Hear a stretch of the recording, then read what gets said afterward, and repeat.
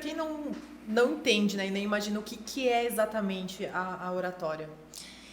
Existe uma grande confusão até hoje, as pessoas confundem muito, muita gente dissocia, né, diferencia a oratória de comunicação. Na verdade, vamos pensar a comunicação como um guarda-chuva mais amplo, a oratória está embaixo. A oratória é uma ferramenta que apoia a comunicação.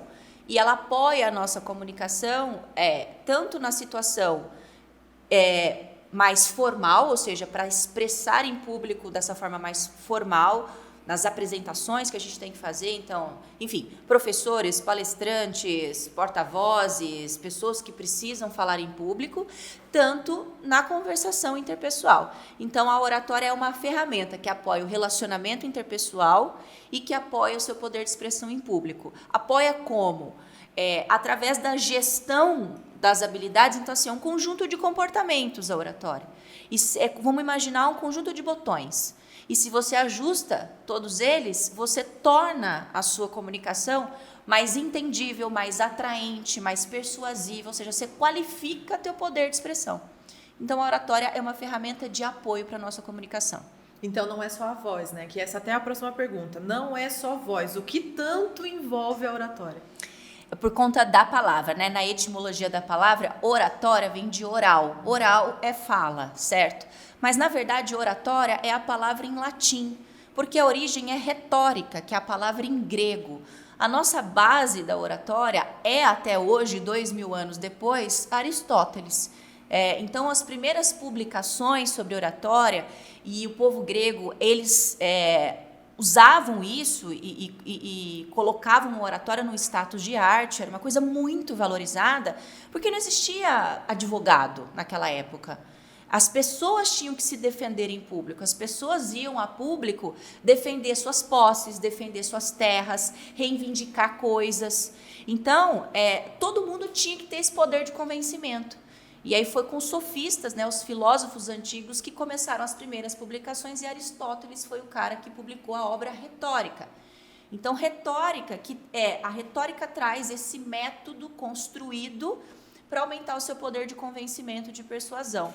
Só que a retórica é a palavra em grego, oratória é a palavra em latim. Então, muita gente associa só com fala. Mas a oratória vai para além da fala. A oratória é um comportamento que começa com a boca fechada. Começa primeiro no silêncio. É quase aquele livro lá como que chama? O Corpo Fala, né? Que todos os nossos gestos acabam falando alguma coisa, expressando alguma coisa. Na verdade, o corpo fala mais do que a própria voz, tá? Então, quando a gente não sincroniza corpo com voz, a gente não convence também. Então, não adianta nada você estar com uma voz doce e o olho revirando para alguém.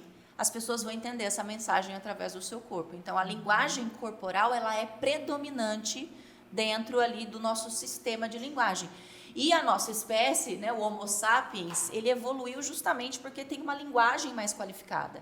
Não é porque a gente era a espécie mais forte, era porque a gente era a espécie que tinha uma linguagem mais complexa.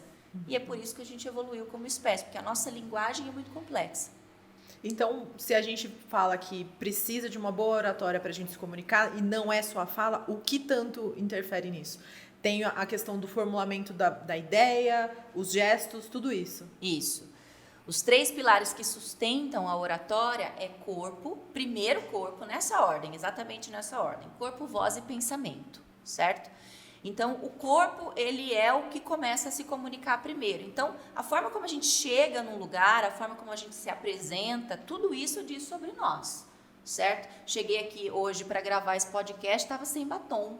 Falei, tô com cara de defunta, me empresta um batom, certo? Porque aí vai ter imagem. Então, assim, você quer se mostrar melhor, né? Uma versão melhor de si para uma ocasião importante. Então, isso é uma linguagem, é uma forma de se comunicar. Depois, você tem o apoio da sua voz. E a voz é um instrumento de transmissão das emoções. Então, veja, quando eu falo, Bruna, pega essa água para mim, por favor, é uma mensagem. Quando eu pego, Bruna, pega essa água para mim, por favor, é outra mensagem. E eu não mudei a estrutura da palavra, eu só mudei a intenção, o tom de voz, certo? Então, a voz, ela é um tradutor de emoções. E aí tem o pensamento, que é como organizar esse pensamento para que ele seja didático, para que as pessoas entendam o que eu estou falando, para que eu concatene uma coisa com a outra. Então, é dar forma ao seu pensamento, é organizar essa informação. Então, a oratória ela tem como 3 bases: corpo, voz e pensamento.